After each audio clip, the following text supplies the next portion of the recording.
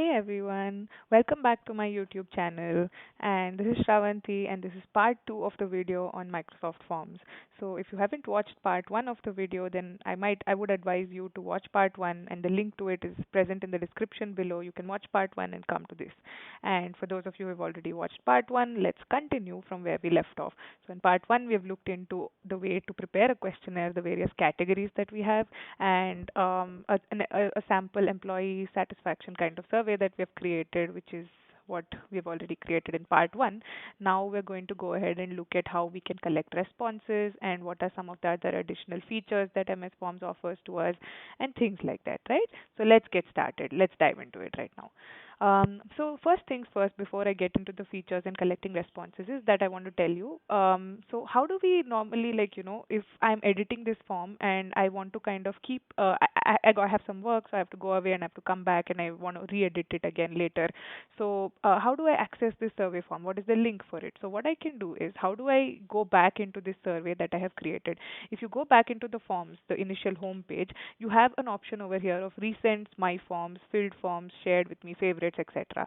So if you come over here and if I just reload it, these are some of the forms that I've created in the past. Now if I just load it, now an important thing that you have to notice over here is, if you see the survey and see the drop down over here, MS Forms does something where it constantly keeps saving your work. You do not have to save anything. It saves it on its own, right? It keeps saving it to the cloud. And what happens is, because it's saving it constantly, it will be backed up to my original login page. And if I come here, I have in my recents, I can look at all the surveys that I have created. So let's say I've partially done it and now I want to go back and edit it further, right? So, and I don't have the link to it. How do I do it? So how do I do it? Just come over here into recents and click on this. So it'll take me back to my page where I can continue editing from wherever I have left off. So that's one thing that you'll have to important keep in mind, which is important. Now, before we go ahead to see collect responses, let's just look at some of the styling features which you can play around with to make it probably look and feel good, so that you can make the survey look a little bit more interesting, right? So you have some layouts over here. You can probably just try some of these layouts as per your requirement, and you can play around with these features. I probably just like this thing over here that I'm seeing, so I'll just keep it like this. And what you can also do is, if you kind of want to add like a background image or something, or these are some of these are background videos, and let's say I kind of want to add a background image and I want to make it look a little bit more interesting, so I can do that. And a couple of other things, if you scroll down, there's also a background music option. Let's say I want to make it a little bit more interesting, change the look and feel of it and the sound of it as well, then I can click on background music. And there are some predefined music tones that you can use. So if you kind of want to use something like this, you can do that as well to probably capture your audience attention, right? So I'm not doing that right here, so I'm just going to kind of, sorry, go ahead and turn it off right now. I don't really want any music, so I'm going to turn it off. So these are some of the styling options that you can explore. And also, while you have been editing your survey itself, if you notice, you can also make things. If you see, you can also make it bold or italics, like your typical Word, MS Word or anything, right? MS Office, typically you kind of want to underline the question, you can do that. If you don't want, you can uncheck all these. And maybe I don't want it to be bold also. If I want it to be bold, I click on it. If I don't want it to be, I click on it one more time and it goes away. So again, I can choose my color, like, font color. Let's say now I chose a yellow color, so it's become yellow. I kind of don't want that. I'll just go back and make it black. So I can also increase my size and make it, there are predefined sizes over here, large, medium and small. So I can choose to keep them the same. Mostly you maintain a similar kind of, size for the questions throughout, unless like there are some questions that you want them to stand out or something. And let's say there are some, numbering in your question, then you can do the numbering or the bullets or whatever, right? Or remove those as well. So these are some of the edit text and font options, and these are some of the styling options as well that you can think about if you want to use them. All right. Now we have seen how to come back into our survey to continue editing it. We've seen the styling options, we've seen the templates, we've seen the preview. Now let's go ahead and see how to collect responses. So an important part is, now once you have created your survey, you want to roll out this survey and reach out to people asking them to fill it, right? So how do you collect responses? If you click on this option, you basically get multiple options over here. All right. So basically here what happens is this is going to give me a URL. I can either just shorten the URL so that I don't get a very long link, right, that goes on to people's teams or emails, right. I just want to shorten the URL and I click on copy link. So what you will do is, as a note on your notepad on the side, what you can do is, it's a good practice to kind of copy these links and keep them, and also tag them. What was this link for? This link is to collect responses, right? This is a link for that. So what happens is, when I share this link with somebody, I can either choose to share this over now Teams, or over an email, or over WhatsApp, or anywhere where I kind of want to send out this link. So I can copy this link and share it over an email. This is one of the options, and people, once they click on that link, they'll be directed to the survey. They will be able to answer the survey now. Now over here you have a couple of other options as well. So this is a basically an invitation kind of thing. So what happens over here is, it sends it out like an invite. So I can type someone's email address over here. For example, if I want to just type my email ID, I can just type it and send it to some specific people if I want to, right? I can choose this option if I want to. And I can click on send over here, right? Then this will go to their email directly. And there's an Outlook option over here, which means that it is going to be sent via Outlook, my Outlook. So I'm signed into my Microsoft Outlook right now. So if I tick this option, it will be sent from my Outlook email to the person's email ID, which is mentioned over here, right? That's one option. Otherwise, I can use the QR code option, if you see over here. So what I can do is, I can generate this QR code, I can download this and keep it with me, and share the QR code over WhatsApp or email or any other option if I want people to scan the QR code and answer. That is one option, and you can also copy this code and paste it in a web page or Sway. So this is another code that I can copy and keep if I want to, and share this as well over email or something. Or there are options to even share it over via Facebook, etc. So if I kind of want to post this on Facebook, then I can share it by logging into my Facebook ID, and it can be shared that way as well, right? And here, if you notice, since I'm logged into my private email ID, it is not my work email ID. This is my private email ID. So here it is giving me an option which says anyone can respond. Many a times, if you're doing this within a corporate setup, and if you're logging into Microsoft Office with your corporate email ID, or something, they would have provided some additional features over here which says things like anyone can respond, or selected people can respond, or only people within my organization can respond and nobody else can respond. So there'll be some other options over here which will come up if you're logging in from a corporate email ID or any kind of other email ID where your organization has taken control over it, right?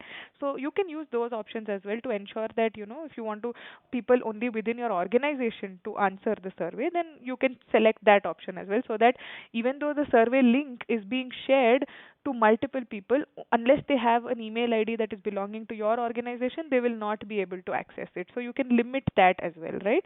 So that option is also possible. But right now, because I'm doing it from my private email ID, this is giving me just one option, which is anybody can respond. Whoever I share the URL with, or the QR code with, or the invitation with, anybody will be able to answer this survey, right? That's what it is doing because of my private account. Now, this is how you primarily will be going ahead and sharing the link to collect responses. Okay, that part is done. Now, let's say once people start answering your questionnaire, right? And you have shared this link, and people have started answering, and you're able to collect responses. Now, how do you view the responses? Next part, right? So there is a view responses option over here. So I come over here, and what happens once people start responding is, no one has responded. I've not shared this yet, but once they start responding, you will start getting the number of responses count over here. Once people start responding, let's say you shared it with 100 people, and let's say 50 people have answered it right now, you will get a count of 50 here. And it will also display the average time they've taken to answer the survey, and the duration, that is number of days. And these are some of the main things that you'll see. But another important thing that you'll see over here once people start answering is, right now they haven't, so you can't see it, but once people start answering, you'll also see an option on top which says download to Excel. Basically, all your entire questionnaire or survey or whatever you have created, it is going to allow you to download it into an Excel. So that is an automatic thing that will happen. You'll just have to click on the download, and all your survey responses will be downloaded onto an Excel workbook which you can open, and you can use it for data analysis. Let's say 100 people you have shared it with, and you have 50 people who have responded. responded, then you will get an Excel workbook which consists of 50 rows because 50 users have answered this survey right now, and you have those responses from them. So you can quickly perform a data analysis as well on it, depending on your use case. Like, what are you using this survey for? Sometimes, you're doing the survey for consisting of a large number of users responding to it, and you kind of want to do a deep data analysis on it. At that point, it becomes very useful to open up this Excel workbook and evaluate the answers to each question. How many people have answered yes for something? How many people have answered no? How many women are there in the employee organization, and how many women have been able to answer these questions? You can do all sorts of data analysis and play around with that, right? So that comes once people start answering your survey. Even if one person answers it, you'll start getting an Excel workbook over here, and you'll be able to download it. Okay. So that is about collecting responses. Now, on the note of collecting responses, there's one more important thing that I would like to mention. If we can go back, there is a misconception that many people have that MS Forms can only be edited and the responses also can be downloaded only by somebody who has created the forms. Now, that is not the case. Anybody can edit it and also download the responses. This basically, when you come here, you're able to download an Excel workbook, right?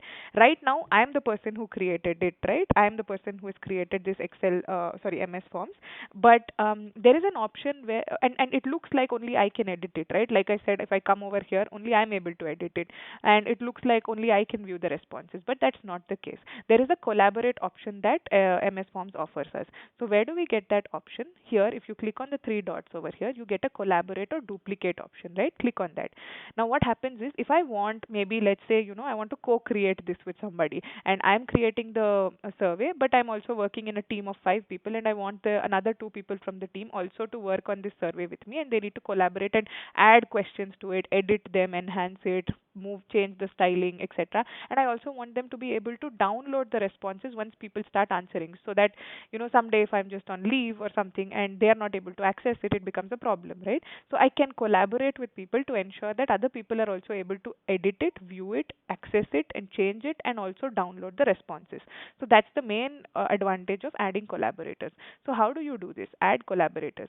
Share the link to collaborate and view results. So click on this. Basically what happens is, if you delete it, sorry, remove the link. Basically, if you click on this, it says invite others to add and edit questions, view responses, and also share this with others, right? So this is what they will be able to do. So click on this. What happens is, it will give me a link. Now what I have to do is, I'll have to just copy this link and keep it with me, which is why I told you in your notepad to highlight what each link was for, so that you can have a reference to it later. Now this link right now that I have pasted is a link to collaborate, right? This is for collaboration. So if I want anyone to edit this further on their end, I will share this link. If I've shared it with 3 people in my team, they will be able to click on this link, come into the form, and they will have edit permissions. Nobody else will be having those edit permissions, and also to download the responses, right? Only they will get to own this MS Forms as much as I am able to own it. That's the collaborate option. Okay, it's a very interesting, useful option that you might want to share with people of your team to ensure that you're able to collaborate smoothly. Another option is get a link to duplicate over here, right? For example, I belong to a project A, and I have a friend from project B, and they are kind of preparing a similar kind of survey, but maybe they don't want to start from scratch, and I already have something prepared already. So they want to kind of reuse mine and edit that itself. So I can get a link to duplicate this as well. So I can share this link. Now this link is explicitly separate. They will not be able to come into this form and edit it, but they can take up this link and use it for editing further and creating their own separate form. So that will become project A, I have this form, and project B, I've shared a duplicate of this, and they can go ahead and create their own from that, right? So this is a link for that. This is for the purpose of duplication. So I can also save this link and mention it as link to duplicate, right? All right, so I can save this. It's an important thing to keep a note of these links for you, because otherwise it will become hard for you to come back and fetch these links, and right? Okay. So these are the two options, another two options that are important. Now we've discussed the collaborator duplicate option. Another option that I'd like to discuss is get this pre-filled URL. What is this? So click on this. Let's see what it is. Now what happens is many a times, if you have noticed, let's say you've conducted a quiz for your school or college, right? And people are very curious to know, did they do what were the right answers, what were the wrong answers, and you have a prize that is coming up or something, and they're very excited to know if they've done the mark what is correct, what was wrong, and whether they have the potential to win or not. And maybe not just that, maybe after you have given out the results also, let's say they want to know, some people want to know, like it was a quiz, right, like a math quiz or something, and they want to know what was the correct answer, like if they marked it wrong, what was the correct answer, right? So you will be able to circulate a form consisting of correct answers. Now what I have created is a employee satisfaction survey, so there's probably no right or wrong answer over here, so I'm not going to necessarily pre-fill it. But in cases of a quiz where people do want to know which is the right answer, wrong answer, you can share a pre-filled survey form with them so that they can cross-check and verify their answers. How do you do that? So basically, you can turn on the button here. It says pre-filled answers are disabled. Enable this switch to generate. So I'm just going to click on this, and this will allow me to enter answers. So I don't want to enter my name or something over here because these are not like definitive sure answers, right? If it's a quiz, you have one answer for sure. So in that case, you can sort of like, mark the answer and keep it, or you can erase it if you don't want to keep that answer or something, right? So let's say I just, keep this and I mark this as the answer for this, and I mark this as an answer for this, and 10 as an answer for this, right? So I have created a pre-filled form right now. So I can just get the pre-filled link over here. Now copy this link and keep it.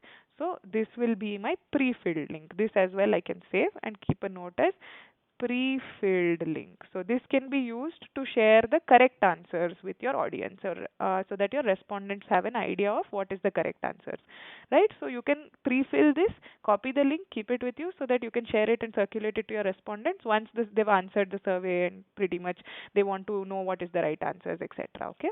So that is the pre-filled option. Now you can come out of this if you're done. All right, this takes you back. We've discussed now the collaborate, get pre-filled option. Now you can also use these print form if you kind of want to print your survey, and if you want to give some feedback to Microsoft Forms, you can do it here. And these are some legal terms and conditions if anyone wants to review it, but not very important for us right now. So we have also seen the collect responses, view responses in this, and preview. And let's go into settings now. Okay.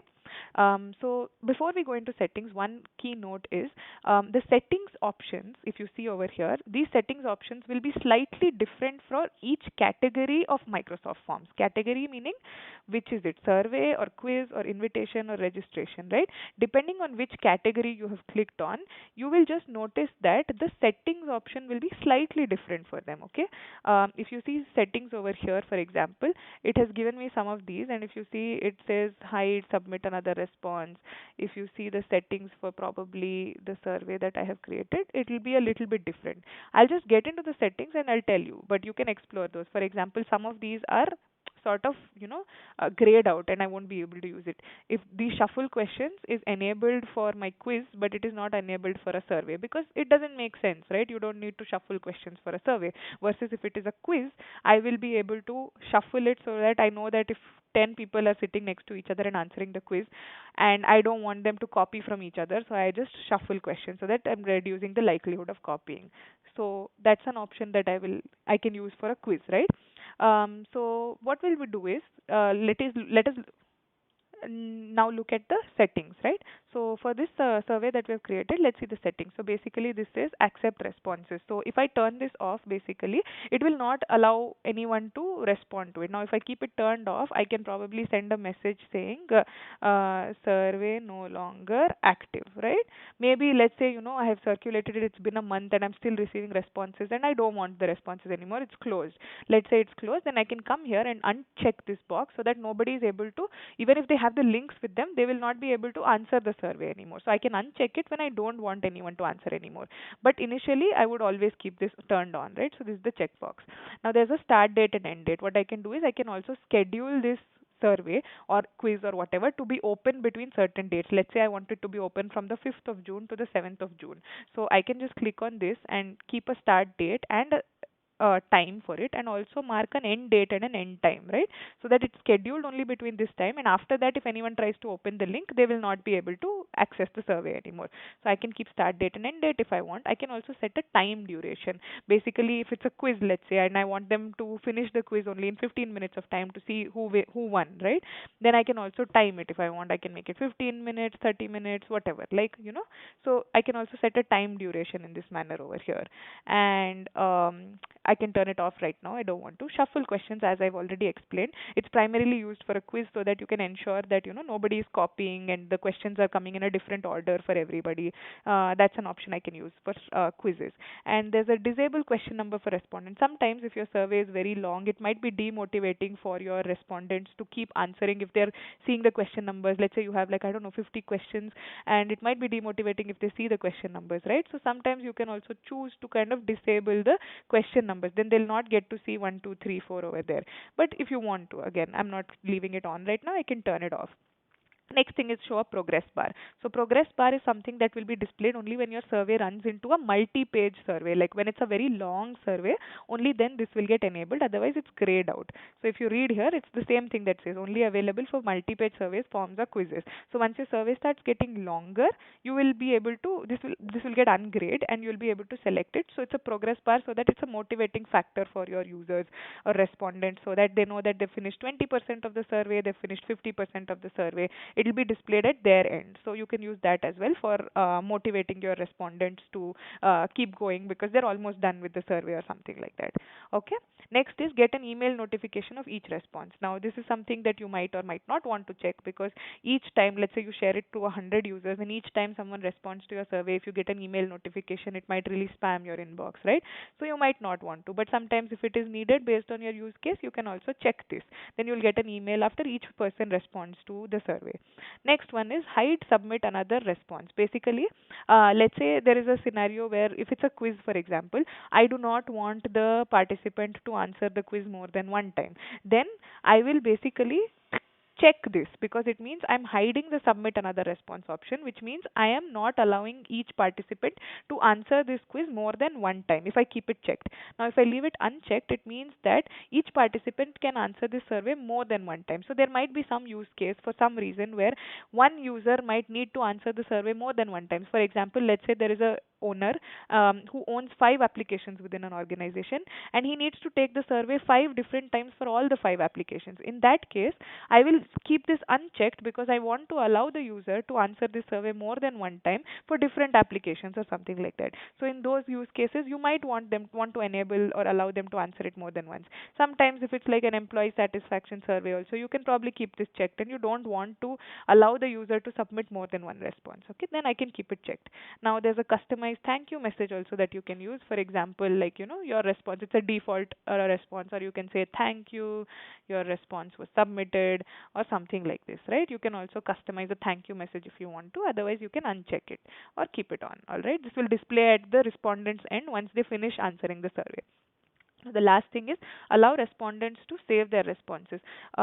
So basically, once if you have seen a survey or if you have ever answered a survey or a quiz form, you allow the respondents also to save a copy on their end so that they can use it for cross-referencing later if they don't kind of remember what responses they gave. It's a good option to allow them to save the responses to their survey. Okay, so this would be a good option to keep. However, this one is an option where you might want to be wary of it because allow respondents to edit their responses. So this is something you might or might not want to keep on because if I keep this on, let's say for example on 5th of June, I have collected the responses from 50 people. Okay, and I've taken my Excel workbook which was there in my view responses. I've downloaded it and I've done a data analysis as well on it. Now all that is going good, right? Now let's say I allow the respondents to edit their responses. I have performed the data analysis from my end, but since I'm allowing my respondents to kind of edit their responses, if they go there and kind of edit their responses, then my entire data analysis will also change, right? So I might or might not want to keep this on. This is something that you'd want to be wary of. Unless it's needed for the use case, you might not want to keep this on so that people are not constantly editing the responses that they've already given, which might cause a trouble for you while you're analyzing the responses, right? So it's something you might be want to be wary of and choose as per need if the use case really demands for it. All right, so these are the different settings options also that we have covered. So we've pretty much that would be all, because this is our quiz or the survey form that we've prepared, and we have also covered collecting responses, viewing responses, downloading Excel workbooks, and we have looked into all of these options to collaborate and duplicate and etc. And we've also seen the settings, we have also seen the preview and styling, and Microsoft Forms keeps saving your form immediately to the cloud, so you don't need to save it. And if you want to constantly keep going back and review the form that you've prepared, you can come here and check this as well.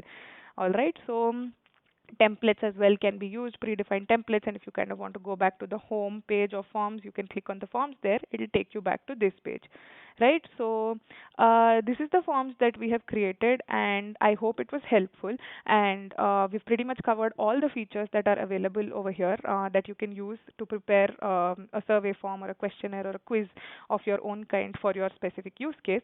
So that would be it. So we've covered most of the topics over here. If in case any of you have any questions, please feel free to drop it in the comments, and I'll try my best to answer it to the best of my knowledge. And so thank you for watching, and I hope you have a very great day. And any questions, feel free to drop it in the comments. I will make sure that I respond to as many as possible to the best of my knowledge. And apart from that, I hope you have a great experience preparing your own Microsoft Forms right now. And that's it for this video. So thank you so much for watching, and see you in the next one. Have a very good day. Bye bye.